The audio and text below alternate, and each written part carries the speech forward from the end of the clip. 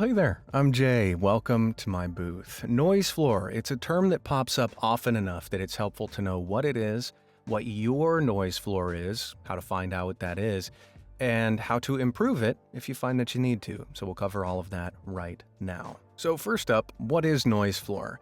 It's the quantifiable level, either described as decibels or an RMS or LUFS value, of the ambient room tone of your recording space. So to figure out what the room tone of this booth is, hold open my recording software here, and I've dialed in my settings and my gain to where it should be to get a usable level already. And what we'll do is just let the recording run. I'm not going to talk, I'm not going to breathe, I'm not going to move, and we'll just record for now about 8 to 10 seconds of essentially silence, picking up just what this room sounds like by itself. Let's give it a shot. Okay, so now we'll just clean this up a little bit. That was me settling in. I had a little stomach grumble, and then this is me clicking stop. Boom. So there are a couple of ways to determine what my noise floor is from this recording. The first, most recording softwares have this meter or levels window down here or somewhere in the recording software. So what we can do is just click play, keep an eye on that, and see where it bounces. Okay, so it's not even registering on this level, and this meter only goes down to minus 60 decibels, meaning I could reliably say my room tone is below minus 60 dB. There you go. Another way you can look at it is with a loudness meter. There are lots of these available, and I would say Youlean loudness meter is probably the most popular free version that's out there, and I'll leave a link to it down below. The one that I'll show you today is from iZotope. It's the Insight 2 loudness meter.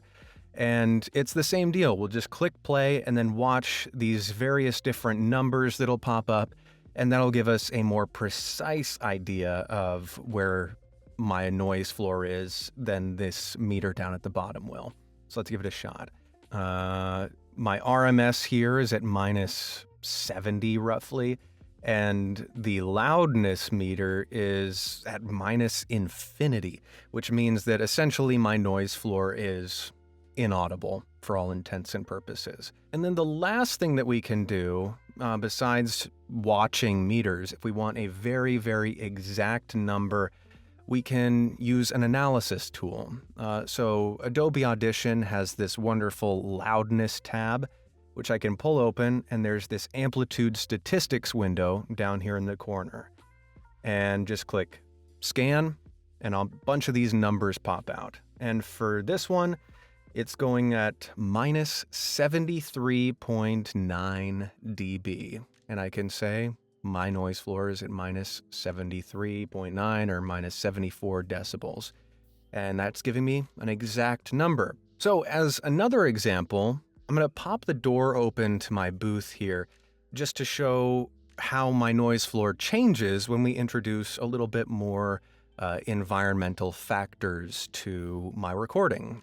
So when I pop this open, we might hear the refrigerator around the corner humming. If there's an AC unit going on outside the window to my apartment's open, so we may hear traffic nearby, the hum of New York City. Those will then contribute to my noise floor. So let's give that a shot now. Okay, so we can already see, just by looking at this recording, we're getting a lot more information. If you look at with the door closed versus open, there's a lot of more just noise coming in, which is inherently raising my noise floor. So if we play this, check out the level. It's bouncing now, it's registering on this meter, and peaking at about minus 54 or so. So looking at that meter, I would say my noise floor is at about minus 60 dB.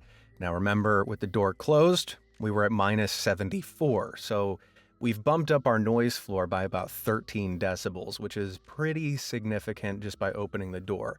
It's still pretty good, but it's different. Let's try checking out this loudness meter.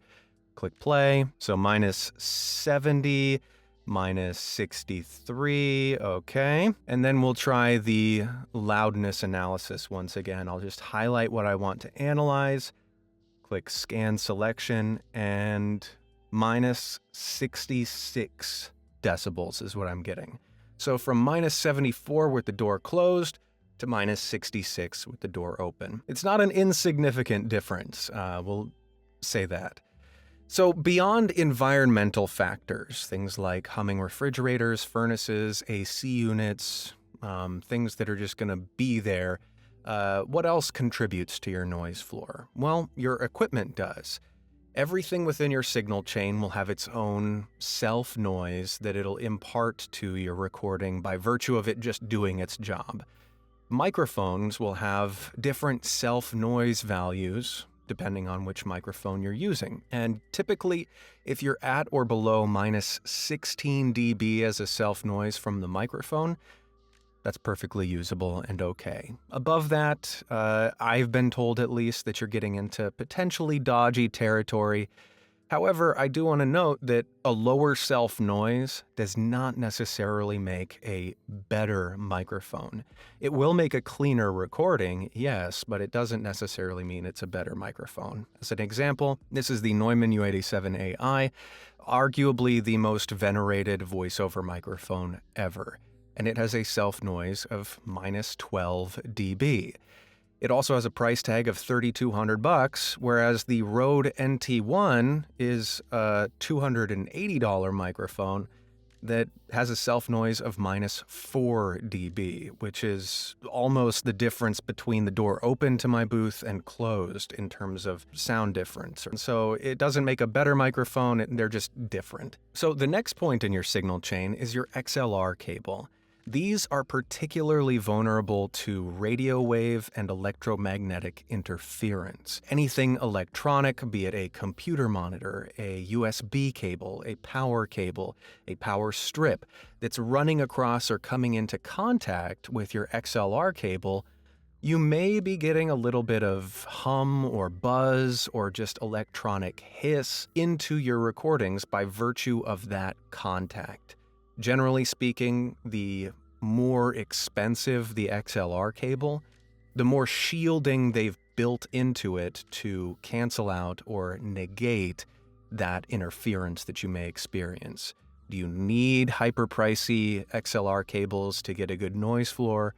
No, you just can be careful where you're putting your XLR cables and making sure that there's a clean line without them coming into contact with anything else. And then the last point in your recording equipment signal chain is, of course, your audio interface. And same deal as the microphone, for it to do its job, it has to impart some level of noise to the signal, depending on the grade of interface you're using. And that comes by virtue of the converters, the microphone preamps that are built within it, and other things. Now, generally speaking, about $150 for an audio interface is going to be perfectly clean enough for any voiceover at any level in their career. As you develop your studio and you move further into your career and you want more high-end preamps, cleaner signal, you can move to a higher level, aka more expensive audio interface. You can hear a difference once you have a trained ear, but you don't need it by any stretch. So those are the things that can contribute to your noise floor. How can you make it better if you need to? Well, when do you need to make it better? Maybe a better question to ask first. So a good solid noise floor is about minus 55 dB or lower. You get above that, you're getting a little dodgy and it still may be usable, but minus 55 is okay.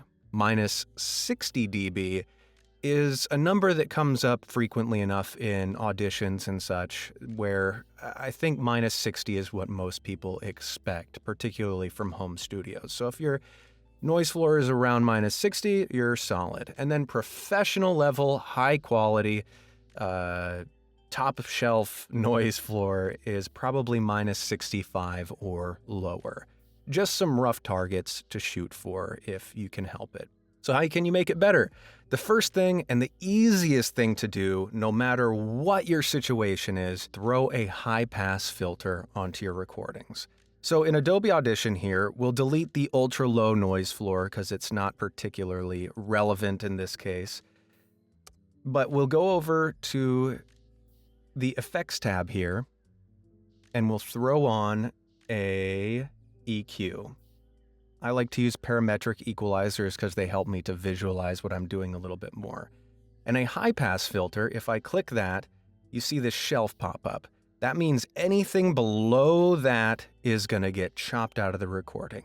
For the human voice, there's not a lot of information below minus 50 hertz, minus 80 hertz, depending on the register of your voice. For example, if you have a higher registered voice, you may be able to go up to 100 hertz on your high-pass filter, 120 hertz.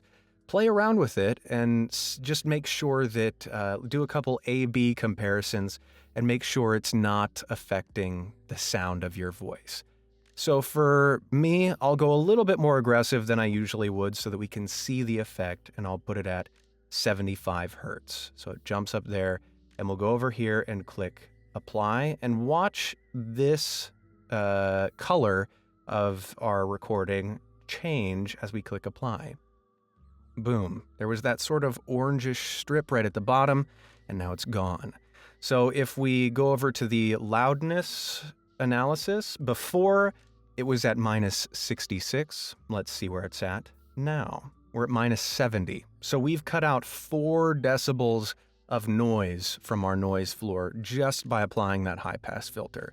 Always, always do it. The next thing that you can do is consider your booth's location. If you can move it to a quieter place, if you're right next to, say, a furnace or a washing machine, or there's an AC unit right outside your window that hums or something like that. If you can move to a room in your home that's more isolated naturally, that will inherently lower your noise floor just by improving the isolation around you, turning off any non-essential stuff in your home. So, for example, I recorded an audiobook a couple summers ago, and I just turned off the AC unit while I was recording. Admittedly, it was very hot, but it improved my noise floor immeasurably just by turning off the AC unit. The next thing you can do is utilize your microphone's polar pattern. If you're using a cardioid microphone, a supercardioid or hypercardioid, there's a dead zone to your microphone's recording space. It's that little heart-shaped bubble coming off of it.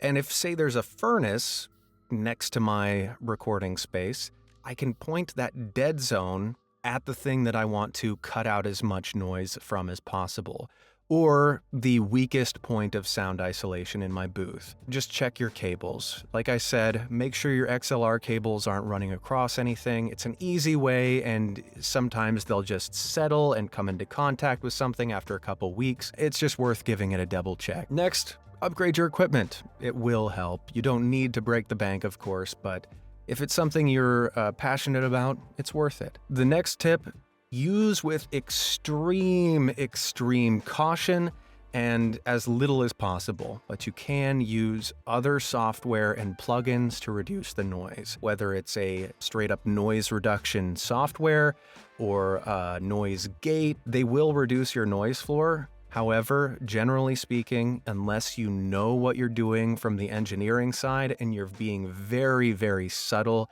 in your use of it, you're probably doing more harm than good. You're cutting out a lot of the life of your recording, and there are things that come with a more trained ear that you begin to understand. For example, I listened back to my first recordings where I used really heavy noise gating because I wasn't in a good space, and it just sounds miserable. So leave that to the professionals that you're working with because they can handle it probably much easier and with higher quality than you will be able to, and nobody really cares about your noise floor to the point where they're not going to work with you. The last thing is just upgrade your booth. So at the end of the day, you can either build a booth for yourself or buy a booth like this one, and it's going to just drop that noise floor immeasurably.